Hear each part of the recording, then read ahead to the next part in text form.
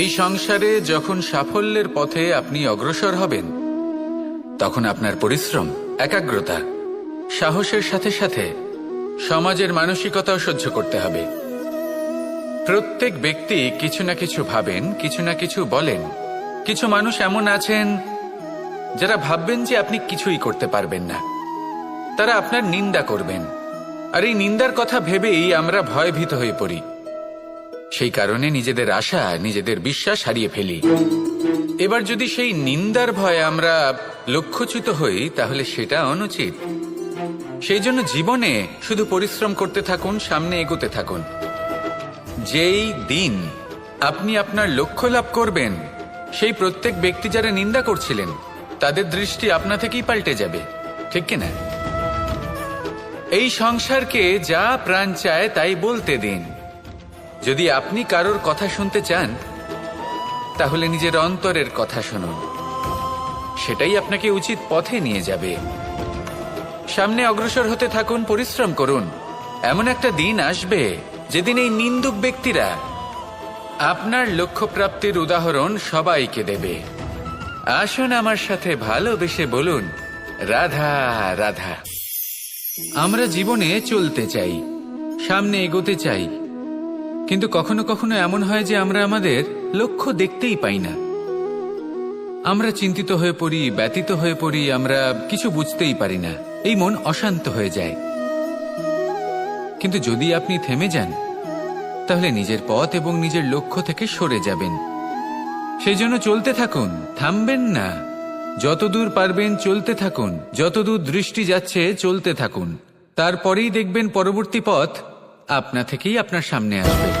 কারণ আপনার দৃষ্টির সীমা থাকতেই পারে, দৃষ্টিভঙ্গির সীমা নেই। আপনার পথের সীমারেখা থাকতেই পারে, কিন্তু সেই পথে চলার সাহসের সীমা নেই। সেই জন্য নিজেকে অসীমিত করে তুলুন। এই সীমারেখা আপনা থেকেই দূর হয়ে যাবে, লক্ষ্য নিজে থেকেই দেখতে পাবেন। আর এই মন সুপ্রসন্ন হয়ে বলবে, রাধা রাধা। মানুষ সবসময় চায় যে তার জীবনে যেন কখনো কোনো সমস্যাই না আসে।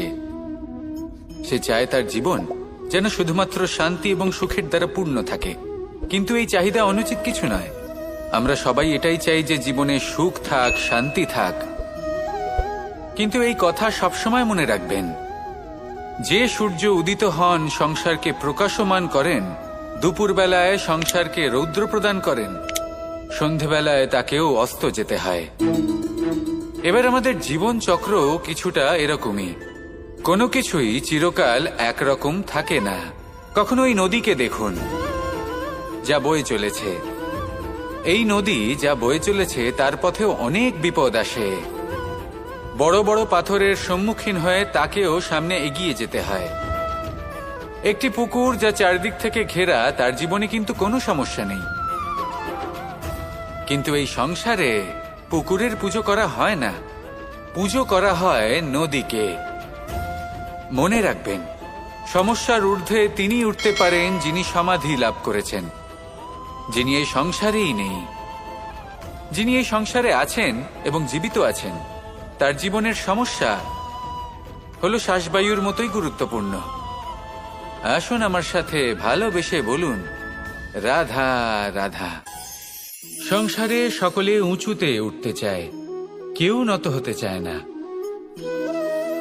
সবাই এটা মনে করে যে নত হওয়ার অর্থ হলো তাদের আত্মসম্মান এবং অহংবোধের বিরুদ্ধাচরণ করা।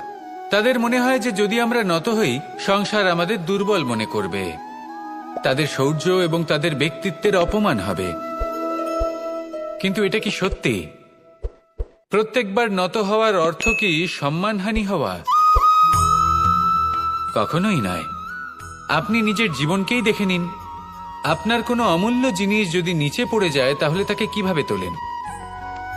সেই বস্তুকে তোলার জন্য আপনাকে নত হতেই হবে। আপনি বড়দের আশীর্বাদ কিভাবে লাভ করেন? আপনি নত হয়ে তবেই তাদের আশীর্বাদ লাভ করতে পারেন, তাই না? ভেবে দেখুন, আপনি একটা পথে হাঁটছেন, আপনি দেখতে চাইছেন যে আপনি সঠিক পথে হাঁটছেন কিনা, পায়ের নিচে কাঁটা পড়ে আছে কিনা। কিভাবে দেখবেন? আপনাকে সেই মাথা নত করেই দেখতে হবে। এর অর্থ কি? অর্থ খুব সহজ। প্রত্যেকবার নত হওয়া অনুচিত নয়, সেটা কোনোভাবেই সম্মানহানি নয়। পরিস্থিতি অনুসারে এবং যেখানে প্রয়োজন আপনি নত হতে শিখে গেলে আপনি অনেক কিছুই লাভ করতে পারবেন। জ্ঞান, মান, গুণ, বিশ্বাস। সেই জন্য প্রয়োজন এবং পরিস্থিতি অনুসারে নত হতে শিখুন, এতে অনুচিত কিছুই নেই। আত্মসম্মান থাকা অত্যন্ত প্রয়োজনীয়, কিন্তু তা যেন কখনো অহংকারে পরিণত না হয়। এই বিষয়ে অবশ্যই নজর রাখবেন এবং আমার সাথে ভালোবেসে বলবেন, রাধা রাধা। বিন্দু বিন্দু জলেই সাগর নির্মাণ হয়। এবার এই কথা আমরা সকলে জানি। আপনি কি এই কথাটা জানেন যে ছোট ছোট সুখের দ্বারাই বড় সুখ লাভ করা যায়? একজন বাবাকে দেখুন, সন্তানের জন্ম থেকে তার যুবক হওয়া পর্যন্ত তার সাথে ছোট ছোট সুখ যাপন করেন। এই ছোট ছোট সুখগুলি তাদের প্রেমের সম্পর্কে গভীরতা নিয়ে আসে এবং প্রেমের এই গভীরতা তাদের জীবনে বড় সুখ নিয়ে আসে। এটা ঠিক সেই রকম যেরকম বিশাল এক সমুদ্রে, গভীর এক সমুদ্রে অমূল্য রত্ন খুঁজে পাওয়া যায়। এটাও ঠিক সেই রকমই। সেই জন্য জীবনে বড় বড় সুখের খোঁজ করতে গিয়ে সময় নষ্ট করবেন না। এই যে ছোট ছোট সুখ আছে, এগুলোকে যাপন করা শুরু করুন, এগুলোর আনন্দ লাভ করুন, এগুলো নিয়ে উৎসব পালন করুন। প্রেমের গভীরতা বুঝুন আর এই গভীর প্রেমে মন নিমজ্জিত করুন। তারপরে দেখুন এই মন আর এই জীবন সুপ্রসন্ন হয়ে বলবে, রাধা রাধা। আমরা সবাই জীবনে সুখ লাভ করতে চাই। শুধু জীবনে কেন, জীবনের পরেও আমরা সুখ লাভ করতে চাই। আমরা সকলে স্বর্গের কামনা করি। কিন্তু খুব সহজ একটা কথা, যদি আপনি স্বর্গ লাভ করতে চান তাহলে প্রথমে মৃত্যু লাভ করতে হবে। আপনি যদি প্রাণই না দেন তাহলে আপনি স্বর্গ লাভ কিভাবে করবেন, তাই না? শুধু এই ছোট্ট একটা বিষয় দ্বারা আমরা জীবনে অনেক কিছুই শিখতে পারি। যদি আপনার কোনো লক্ষ্য থাকে, কোনো মনোবাঞ্ছিত স্থান থাকে, কোনো বড় কাজ আপনি করতে চান, তাহলে সেই সবই হবে। কিন্তু শুধুমাত্র কামনা করলে হবে না, আপনাকে কর্ম করতে হবে, নিরন্তর প্রয়াস, পরিশ্রম, পথ খুঁজতে হবে, সামনে অগ্রসর হতে হবে। কখনো অসফল হলে তার কারণ খুঁজতে হবে, বিপদের সম্মুখীন হতে হবে, অন্তর থেকে নিজের শক্তি বাড়িয়ে তুলতে হবে। তবেই আপনি নিজের লক্ষ্য লাভ করতে পারবেন, মনোবাঞ্ছিত স্থান পাবেন। মহান নদী গঙ্গা একটি বিন্দু দ্বারা শুরু হয়, ধীরে ধীরে অগ্রসর হয়। কোনো পাথরে ধাক্কা খেলেও সে থামে না, বরং এগোতেই থাকে। তারপরেই সে মহান নদী গঙ্গা হয়ে উঠতে পারে। পরিশ্রম করুন, লক্ষ্য লাভ করুন, আর আমার সাথে ভালোবেসে বলুন, রাধা রাধা। এই সংসারে জয়লাভ করার জন্য, সাফল্য লাভের জন্য শক্তি, ধৈর্য, সাহস, মিত্রদের সঙ্গ, এই সব ছাড়া আর কি আছে যা অত্যন্ত প্রয়োজনীয়? বিশ্বাস। সত্যি কথা বলতে এই বিশ্বাস অত্যন্ত অমূল্য, কিন্তু এটা দুদিক খোলা তলোয়ারের মতো। এটা আপনাকে বলশালীও করে তুলতে পারে, শক্তিশালীও করে তুলতে পারে, আবার দুর্বলও করে তুলতে পারে। কিভাবে? যদি আপনি শুধুমাত্র অন্যের উপরে বিশ্বাস করেন যে ওনারা সবাই আমাকে সামলে নেবেন, আপনার বিশ্বাস শুধুমাত্র অন্যের ওপর, আর সেই বিশ্বাসের ভিত্তিতে আপনি কর্ম করেন, তাহলে আপনি দুর্বলই হয়ে উঠবেন। কিন্তু এই বিশ্বাস যদি আপনি নিজের ওপর রাখেন যে যাই হয়ে যাক না কেন, আমি নিজেকে ঠিক সামলে নেব, আমি আমার পথ বানিয়ে নেব, সব বিপদের সম্মুখীন আমি নিজে হব এবং জীবনে সামনে এগোতে থাকব, তাহলে এই বিশ্বাস আপনাকে বলশালী করবে। এবার সিদ্ধান্ত আপনার যে আপনি কি চান, এই বিশ্বাস আপনাকে বলশালী করবে নাকি দুর্বল। ভেবে দেখুন, আর আমার সাথে ভালোবেসে বলুন, রাধা রাধা। কথায় আছে যে স্বপ্ন এবং লক্ষ্য হলো একটি মুদ্রারই দুটি দিক।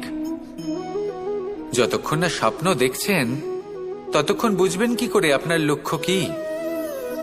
স্বপ্ন দেখে যদি নিজের লক্ষ্য বুঝতে পারেন, সেটা পেতে চান, তবেই সেটা লাভ করতে পারবেন।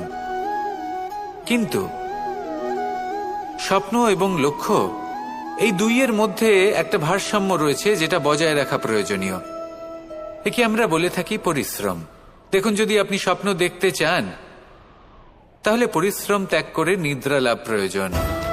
কিন্তু যদি আপনি লক্ষ্য লাভ করতে চান, তাহলে আপনাকে নিদ্রা ত্যাগ করে পরিশ্রম করতে হবে।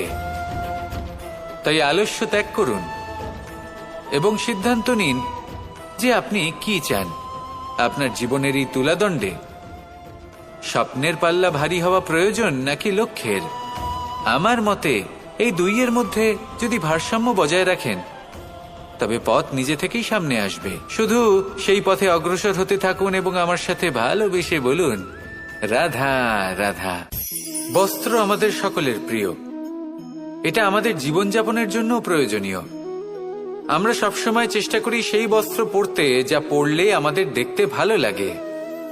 কিন্তু কখনো এই কথা ভেবে দেখেছেন যে কিছু বস্ত্র যদি স্বচ্ছ হয়, তাহলে তা পুরনো হলেও দেখতে ভালো লাগে?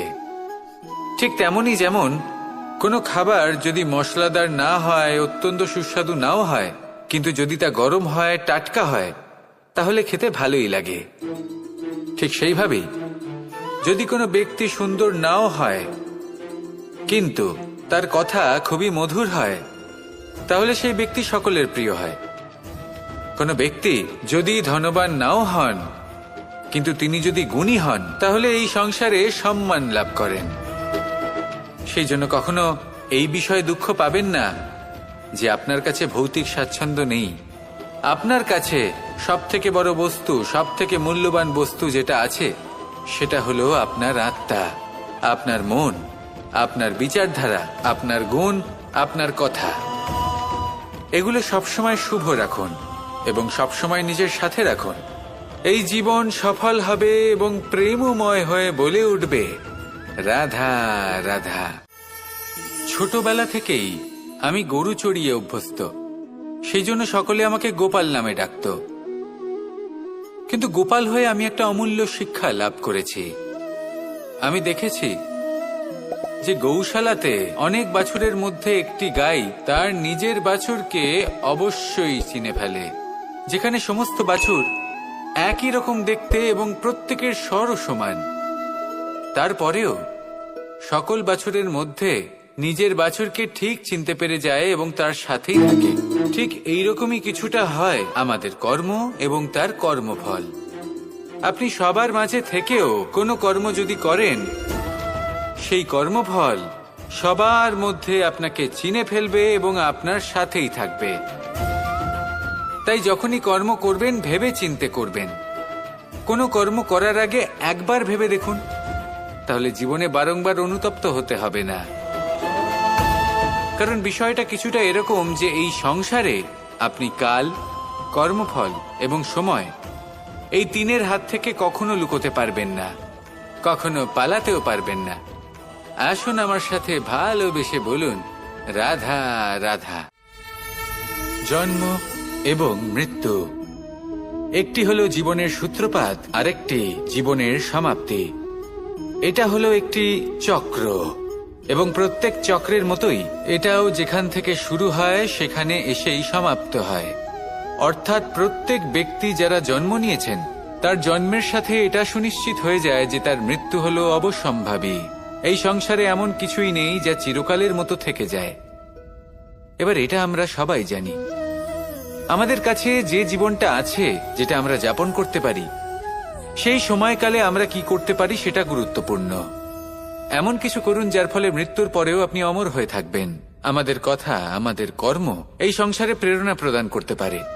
আর যদি আমরা প্রেরণা নাও জোগাতে পারি, তাও এই সন্তোষ বোধ যেন থাকে যে আমরা আমাদের জীবন ব্যর্থ হতে দিইনি।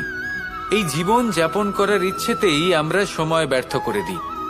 আর এই জীবনকে যাপন করার সর্বশ্রেষ্ঠ উপায় হলো এটাই যে কখন আমাদের মৃত্যু হবে, কিভাবে আমাদের মৃত্যু হবে, এই চিন্তা ত্যাগ করে যেন আমরা বর্তমানে বেঁচে থাকি, আজকে বেঁচে থাকি, আজকে দাঁড়িয়ে কর্ম করি এবং আজ যে সংকট সামনে তার সম্মুখীন হই।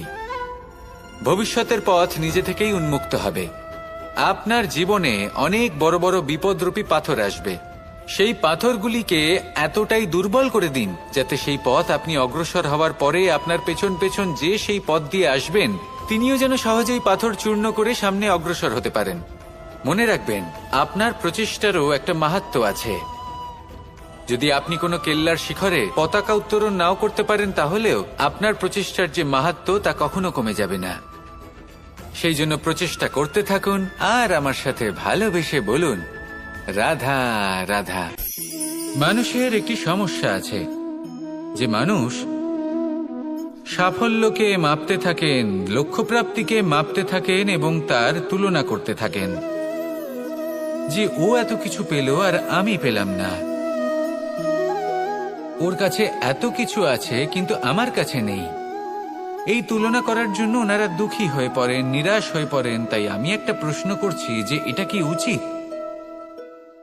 এই সংসারে আপনি কি নিয়ে তুলনা করবেন, যেখানে সূর্যদেব চন্দ্রমা দুজনেই আছেন, দুজনেই হলেন বিশেষ, দুজনেই নিজ নিজ সময়ে উদিত হন। এদের মধ্যে একজন না থাকলে তাহলে আমাদের জীবন কঠিন হয়ে পড়বে।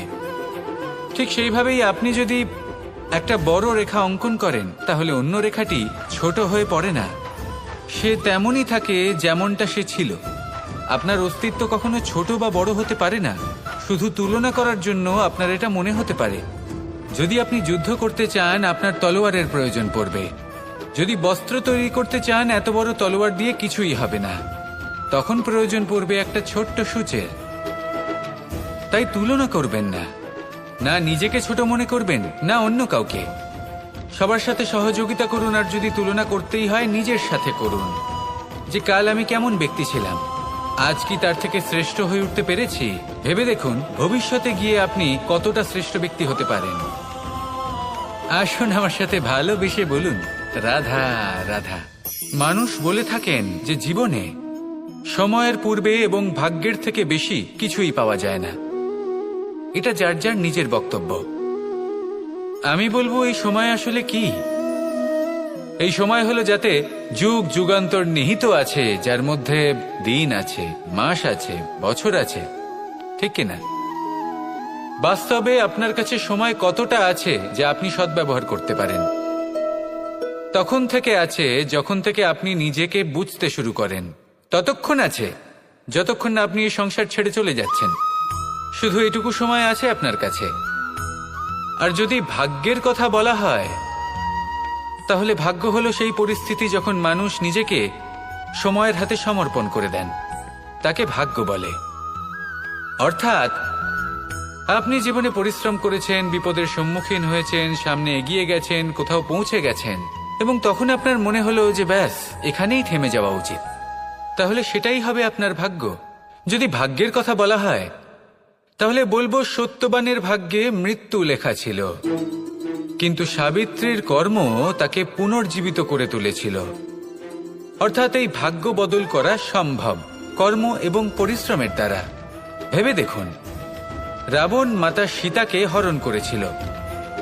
যদি শ্রীরাম সেটাকে ভাগ্য বলে মেনে নিতেন, তাহলে কখনো ভাগ্য বিধাতা হয়ে উঠতে পারতেন না। ভাগ্য হলো একটা বাঁধন যেটাকে ভেঙে ফেলা খুব প্রয়োজনীয়। নিজের লক্ষ্যের কাছে পৌঁছতে হবে। হতেই পারে এই লক্ষ্য হলো পরমাত্মার কাছে পৌঁছে যাওয়া। আপনি যদি পরমাত্মার কাছে পৌঁছতে নাও পারেন, তাও সেই পথে কিছুটা অগ্রসর হতে পারছেন, তাই না? তাহলে ভাগ্যের এই বাঁধন ভেঙে ফেলুন, নিজের কর্মের দ্বারা নিজের প্রারব্ধ গড়ে তুলুন এবং আমার সাথে ভালোবেসে বলুন, রাধা রাধা। এই সংসারে নির্মাণের বিষয়ে জ্ঞান লাভ করার পূর্বে ধ্বংসের বিজ্ঞান বুঝে নেওয়াও খুব প্রয়োজনীয়। যখনই আমরা ব্যায়াম করি তখন কি হয়? আমাদের পুরনো মাংসপেশি নষ্ট হয়ে যায় এবং সেই মাংসপেশির স্থানে আমরা নতুন মাংসপেশির নির্মাণ করে থাকি। যেমন একটা নতুন ইমারত গড়ে তোলবার পূর্বে পুরাতন ইমারতকে ভঙ্গ করে দিতে হয়, তবেই তো সেই স্থান সজীব হবে, ঠিক কিনা? এবারে জ্ঞান এবং বিজ্ঞান ছাড়াও এমন কিছু আছে যা কিনা অত্যন্ত গুরুত্বপূর্ণ। তা হলো সীমা পার করে যাওয়া। এই যে সীমা, এই যে নিয়ম, তা মানুষের জন্যই বানানো, তাকে নিয়ন্ত্রণ করার জন্য তৈরি করা হয়েছে। এমন অনেক সীমা, এমন অনেক নিয়ম মানুষের জন্য অত্যন্ত মঙ্গলকারী। কিন্তু কিছু এমন সীমা আছে, কিছু এমন নিয়ম আছে যা মানুষের লঙ্ঘন করে যাওয়া অতি আবশ্যক। যতক্ষণ না এই সীমা লঙ্ঘন করছেন, নিজের নতুন অস্তিত্বকে খুঁজেই পাবেন না, সেই স্থানে পৌঁছতেই পারবেন না যেখানে সংসার তাকে চিরস্মরণীয় করে রাখবে। সেই জন্য জীবনে যাই করবেন, সীমা অতিক্রম করে যান। যদি পরিশ্রম করেন তাহলে সীমা অতিক্রম করে পরিশ্রম করুন। যদি লক্ষ্যের দিকে অগ্রসর হন তাহলে সীমা অতিক্রম করে অগ্রসর হন। কোনো সীমারেখা যাতে না থাকে, সেই সর্বোচ্চ স্থান দেখুন এবং অগ্রসর হন। এই সংসারে অগ্রসর হওয়ার জন্য এই সীমারেখা বুঝে নেওয়া এবং তা অতিক্রম করার জ্ঞান লাভ করা প্রয়োজনীয়। আসুন আমার সাথে ভালোবেসে বলুন, রাধা রাধা। আমরা সবাই এই সংসারে সূর্যের মতো হয়ে উঠতে চাই, সূর্যের মতো তেজস্বী, প্রকাশময়, যশস্বী। সূর্যের মধ্যে এতটাই তেজ থাকে যে সবাই তার সামনে নত হয়ে থাকে। সেই কারণেই সূর্যকে যশদানের গ্রহ বলা হয়। আমরা সবাই সূর্যের মতো উজ্জ্বল হতে চাই, কিন্তু তার জন্য সূর্যকে প্রত্যেক দিন জ্বলতে হয়।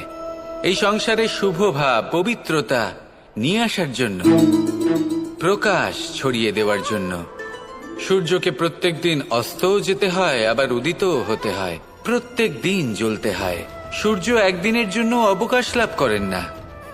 আর যদি অবকাশ পেতেন তাহলে সূর্যকে আর সূর্য বলা হতো না, তাই না? সেই জন্য আপনি যদি সূর্যের মতো হয়ে উঠতে চান, সেই রকম উজ্জ্বল হতে চান, তেজস্বী হতে চান, তাহলে সূর্যের মতো জ্বলতে হবে, অর্থাৎ অগাধ পরিশ্রম করতে হবে। আসুন আমার সাথে ভালোবেসে বলুন, রাধা রাধা। যদি আমি স্থির করি, যদি নিশ্চিত করি একটা মূর্তি গড়ে তুলব, আর কিছুক্ষণ সেই কাজটা করে আবার কিছুক্ষণ পরে বন্ধ করে দিই, আবার কিছুক্ষণের জন্য কাজটা করে আবার সেই কাজ বন্ধ করে দিই, আবার কিছুক্ষণের জন্য কাজটা করে বলি ক্লান্ত লাগছে, কিছুক্ষণের জন্য বিশ্রাম নিয়ে নিই, যদি এইভাবে আমি কাজটা করি তাহলে কি এই কাজ উচিত সময় এবং উচিতভাবে সম্পন্ন হবে? কখনোই নয়। শুধু তাই নয়, যে কোনো কাজ যদি পূর্ণ করতে হয়, উচিতভাবে করতে হয়, উচিত সময়ের মধ্যে করতে হয়, তাহলে প্রয়োজন সততার এবং অখণ্ড প্রচেষ্টার। সততা ছাড়া আপনি যে কাজই করুন না কেন, উচিত সময় তা সম্পূর্ণ হবে না, আর মনোবাঞ্ছিত ফল আপনি কখনোই পাবেন না। তাই যে কাজই আরম্ভ করুন না কেন, সততার সাথে এবং অখণ্ড প্রচেষ্টার সাথে করুন। তখনই কর্ম এবং তখনই এই জীবন সফল হবে, এবং এই মন প্রসন্ন হয়ে বলবে, রাধা রাধা। জ্ঞান এবং অহংকার, এই দুইয়ের মধ্যে সম্পর্ক কোথায়? সম্পর্ক ঠিক সেরকম যেরকম হাত এবং কাকনের, যেমন চোখ এবং দৃষ্টির সম্পর্ক। এবার আপনি বলবেন, এ আমি কি বলছি? জ্ঞান এবং অহংকারের এমন সম্পর্ক কি করে হতে পারে? দেখুন, যে ব্যক্তি জ্ঞানী, যার কাছে জ্ঞান রয়েছে এবং তিনি জানেন যে তার কাছে জ্ঞান রয়েছে, তার মধ্যে নিজে থেকেই অহংবোধ জাগ্রত হয়। খুব কম সংখ্যক এমন জ্ঞানী ব্যক্তি আছেন যারা নিজেদের অহংকারের বিষয়ে আঁচ করতে পারেন। প্রকৃত জ্ঞানী হলেন তিনি, যিনি নিজের জ্ঞানের সদ্ব্যবহার করে অহংকারকে দূর করেন। উচিত সময়ে বুঝে যান, নিজের অন্তর যাচাই করে এই বিষয়টা দেখেন যে তার অন্তরে অহংবোধ জাগ্রত হচ্ছে, এবং নিজেকে সেখানেই থামিয়ে দেন, যাতে অহংকারের পথে তিনি অগ্রসর না হয়ে যান। এই অহংকার কখন উচিত, কখন অনুচিত, কখন প্রয়োগ করা উচিত, উচিত নয়, কখন বাধা দেওয়া উচিত, এটা শেখা অত্যন্ত প্রয়োজনীয়। আর যদি এটা আপনি শিখতে পারেন, তাহলে আপনি একজন জ্ঞানীও হয়ে উঠবেন এবং সুখীও থাকবেন। তাই মনে রাখবেন, এই জ্ঞান নিয়ে কখনোই অহংকার করবেন না, বরং সবসময় নিজের অহংবোধের বিষয়ে প্রকৃত ধারণা রাখবেন। আসুন আমার সাথে ভালোবেসে বলুন, রাধা রাধা। এই সংসারে সব থেকে বেশি কঠোর এবং বলশালী ধাতু হল লৌহ, অর্থাৎ লোহা। হয়তো সেই জন্যই সকল অস্ত্র, সকল শস্ত্র, সকল বাহন যখনই এদের নির্মাণ হয় তখন সব থেকে বেশি ব্যবহার এই লোহাকে করা হয়। এবার এই লোহার একটা বিশেষ গুণ রয়েছে, সেটা এটাই যে লোহাকে আপনি অন্য কোনো ধাতু দিয়ে কাটতে পারবেন না। লোহা দ্বারাই লোহাকে কাটা সম্ভব। এবার এটা কিভাবে সম্ভব? যে লোহাকে কাটতে হবে তাকে গরম করা হয়, যে লোহা দ্বারা কাটতে হবে সেটাকে ঠান্ডা রাখতে হয়। অর্থাৎ ঠান্ডা লোহা দ্বারা গরম লোহা কাটা হয়। এবার এই যুক্তি, তার প্রয়োগ আমাদের জীবনেও করা যেতে পারে। যদি আপনার কাছে শক্তি থাকে, যদি আপনি বুদ্ধিমান হন, আর যদি আপনার মন স্থির হয়, শান্ত হয়, তাহলে এই সংসারকে আপনি বদলাতে পারবেন। কিন্তু যদি আপনি শক্তিশালী হন, বুদ্ধিমান হন, কিন্তু আপনার মন অস্থির হয়, আপনার মন স্থির না থাকে, কোথায় কোথায় আপনি রেগে যান, তাহলে আপনি কখনোই সংসার বদলাতে পারবেন না। যদি পরিস্থিতিকে নিজের মতো গড়ে নিতে হয়, তাহলে ধৈর্য, সংযম এবং স্থিরতার শীতলতাকে আপন করে নিতে হবে। আসুন আমার সাথে ভালোবেসে বলুন, রাধা রাধা। এই সংসারে সব থেকে বেশি কোমল বস্তু হলো রেশম। এই রেশম এতটাই কোমল হয় যে এর পুরো একটা থান শুধুমাত্র একটা হাতে ধরা সম্ভব। কখনো ভেবে দেখেছেন এই রেশম কিভাবে হয়? একটি কীট তার লালার দ্বারা উৎপন্ন হয়। এই কীট সেই রেশমকে পাক দিতে থাকে, পাক দিতেই থাকে, আর আস্তে আস্তে তার মধ্যেই জড়িয়ে পড়ে। শেষে ওর এই সুন্দর অমূল্য সৃষ্টি রেশমের এই সুতো, তার নির্মাণ কার্য পূর্ণ হয়। কিন্তু তাতেই ও নিজে বন্দী হয়ে যায়। নিজেরই মায়াজালের এই বন্দী গৃহে নিজেই ফেঁসে যায়। এবার এই সুতোকে ব্যবহারযোগ্য করে তোলার জন্য এই কীটগুলিকে এই কবচের সাথেই ফুটন্ত জলে ফেলে দেওয়া হয়। এই সংসারে যদি আমাদের স্বপ্ন এই সংসারের দুঃখ হরণ করার জন্য, এই সংসারে সুখ বিতরণ করার জন্য হয়, তবেই আমাদের প্রগতি সম্ভব।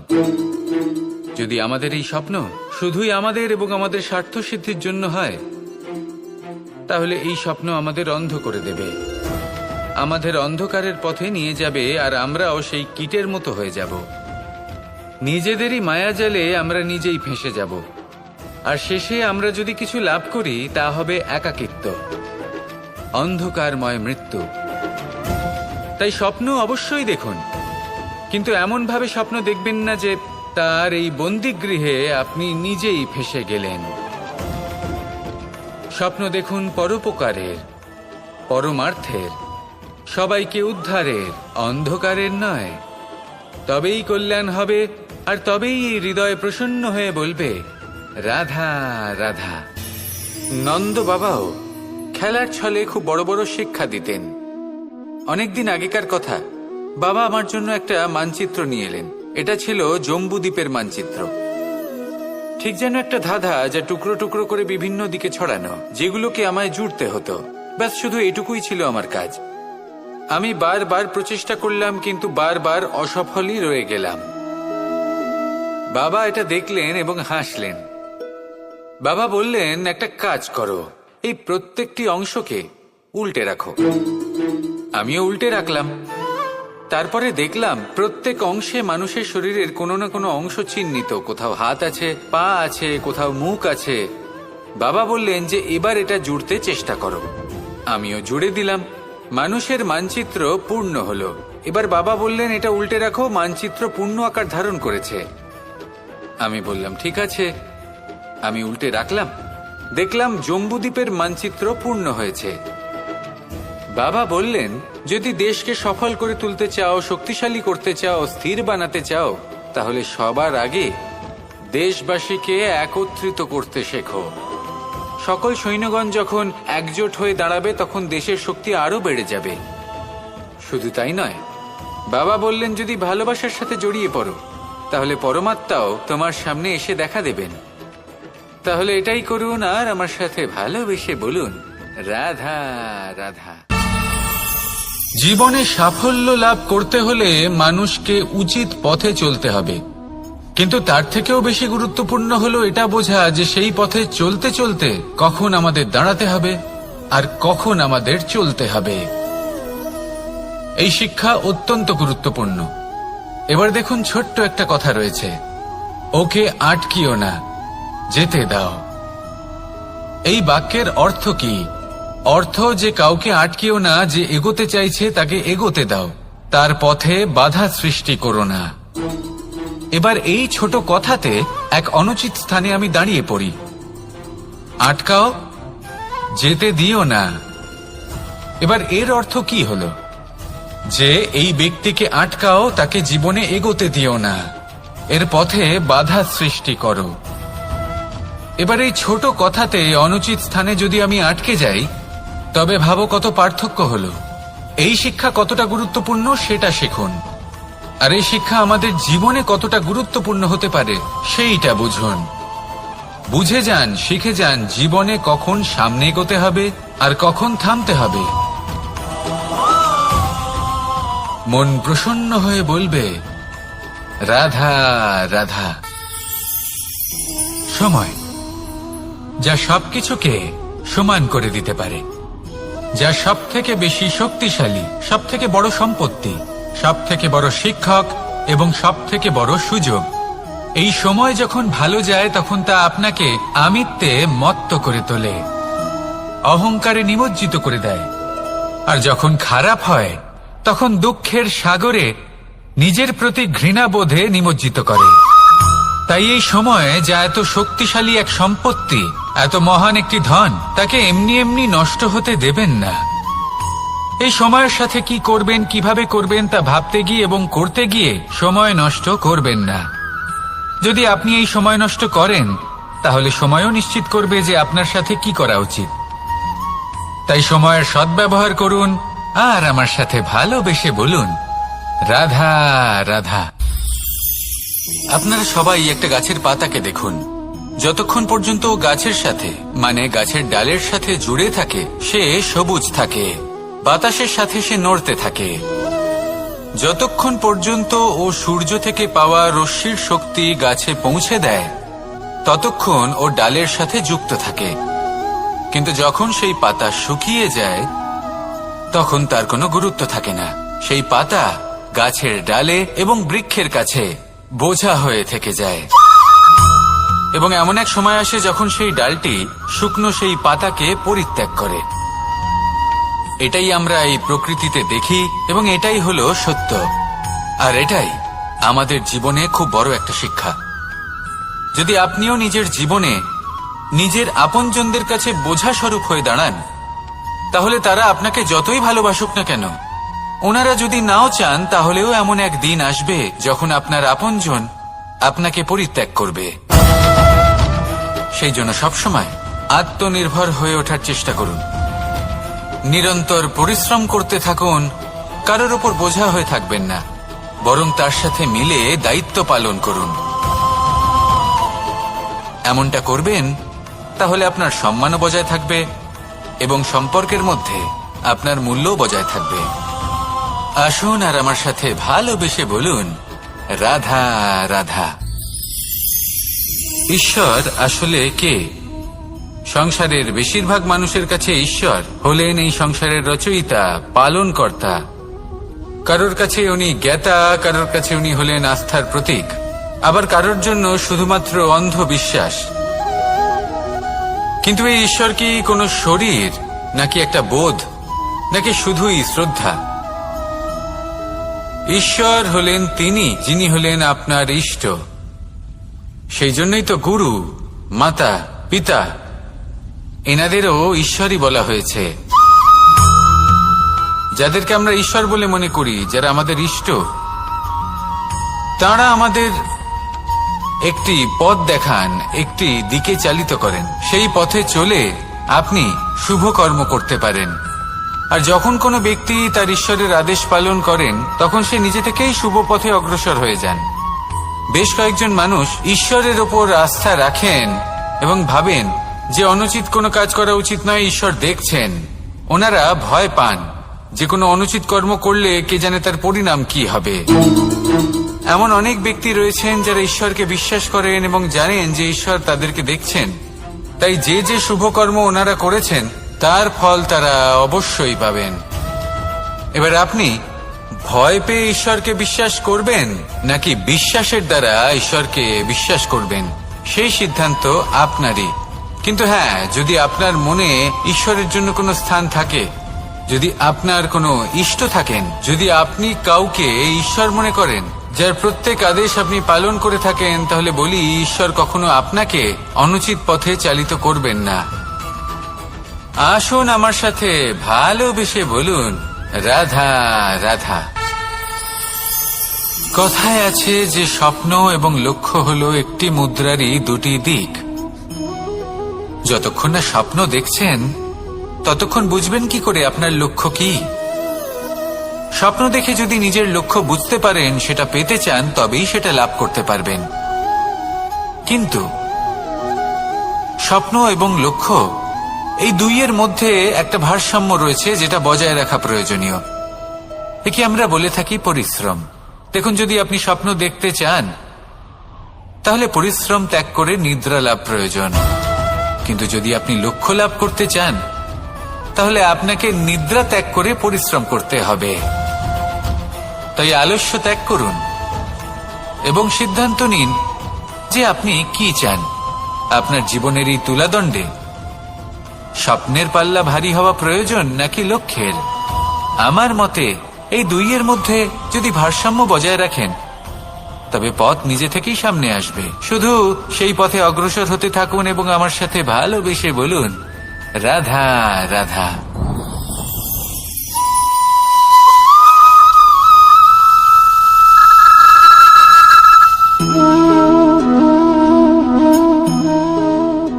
মোহনের বাঁশির এই সুর, এই সঙ্গীত কার না পছন্দ হয়?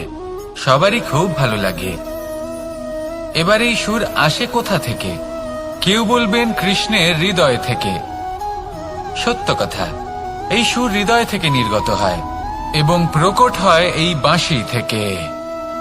এই বাঁশিটাকে দেখুন, এই ছিদ্রগুলি দেখুন, প্রত্যেকটা সুর থেকে নিজস্ব একটা স্বর নির্গত হয়। এবার যে ব্যক্তি এই সমস্ত সুর এবং স্বর বুঝতে পারেন, এতে নিপুণ, তিনি এই বাঁশির দ্বারা যে সুর নির্গত করবেন তা তো মধুর অবশ্যই হবে। এবার জীবনের সাথেও কিছুটা এরকমই ঘটে। জীবনের কিছু নীতি থাকে, অর্থ, কুটুম্ব এবং আধ্যাত্মিক। যদি জীবনের প্রত্যেকটা মুহূর্ত সুখময় হয় এরকম আপনি চান, তাহলে এই তিনটি নীতিতে আপনাকে নিপুণ হতে হবে। কোনো একটি বিশেষ নীতির প্রতি যদি আপনি বেশি ঝুঁকে পড়েন তাহলে বাকি দুই নীতি থেকে যা সুখ লাভ করা সম্ভব তা পারবেন না। ধন অর্জন করতে হবে পরিবারের জন্য, পরিবারের সুখ মনের শান্তির জন্য, মনে শান্তির প্রয়োজন মনের শুদ্ধতার জন্য। যখন এই মন শুদ্ধ হবে, জীবন শুদ্ধ হবে, পবিত্র হবে, সুন্দর হবে এবং ভালোবেসে বলবে, রাধা রাধা। আমি রথে যাত্রা করি, তাতে বারবার পথে থামি আর দেখি যে আমি অনুচিত দিকে যাচ্ছি না তো, আমি উচিত পথেই যাচ্ছি তো। কারণটা কি? কারণ হলো যাতে আমি পথভ্রষ্ট না হয়ে যাই। জীবনযাত্রাতেও এটাই প্রয়োজন। জীবনযাত্রায় ভোগ বিলাসের পথে হারিয়ে যাওয়া খুব সহজ। বারবার থেমে আপনাকে দেখতে হবে, নিজেকে কিছু প্রশ্ন করতে হবে। আমি কি আজ সেই কর্মই করছি যেটা আমি করতে চেয়েছিলাম? আমি কি আজ সেই জীবন যাপন করছি যেমন আমি যাপন করতে চেয়েছিলাম? যদি এই প্রশ্নগুলোর উত্তর হ্যাঁ হয় তাহলে এগোতে থাকুন, নয়তো থেমে যান এবং বিচরণ করুন। মনে রাখবেন, এই সংসার অত্যন্ত জটিল আর এতে হারিয়ে যাওয়া অত্যন্ত সরল। সেই জন্য নিজে থেকে বারবার থামা এবং জীবন চিন্তন করা অত্যন্ত আবশ্যক। তাহলে সেটাই করুন আর আমার সাথে ভালোবেসে বলুন, রাধা রাধা। এই সংসারে যখনই দুজন মানুষ একত্রিত হয়ে কোনো সমস্যার বিষয়ে আলোচনা করেন, তখন হয় সবার শেষে কোনো না কোনো সমাধান বের করেন বা কোনো না কোনো বিবাদ করেন। এই বিবাদ হলো মনুষ্য জীবনের সবথেকে বড় ঝামেলা, সবথেকে বড় সমস্যা। ভেবে দেখুন, এই বিবাদ কেন হয়? তখনই হয় যখন বার্তালাপ ঠিকমতো হয় না। আর বার্তালাপ ঠিকমতো কেন হয় না? কারণ বেশিরভাগ সময় মানুষ একটাই ভুল করে বসে। সামনের মানুষের কথা শোনেন, কিন্তু তার উত্তর দেবার জন্য, তার কথার মর্ম বোঝার জন্য নয়। কিন্তু যেদিন থেকে, যে মুহূর্ত থেকে আপনি এটা শিখতে শুরু করে দেবেন যে আমি অপরের কথা শুনব, কিন্তু সেটা বোঝার জন্য, তাকে উল্টে জবাব দেবার জন্য নয়, সেদিন থেকেই বিবাদের সমাপ্তি ঘটবে আর বার্তালাপ স্পষ্ট হয়ে যাবে। দেখুন, হয় সামনের মানুষের কথা বুঝতে শিখুন, বা নিজের বক্তব্য ভালোভাবে সামনের মানুষটাকে বুঝিয়ে বলুন। বার্তালাপ নাকি বিবাদ, আপনি কোনটা চান? সিদ্ধান্ত আপনার। আসুন আর আমার সাথে ভালোবেসে বলুন, রাধা রাধা।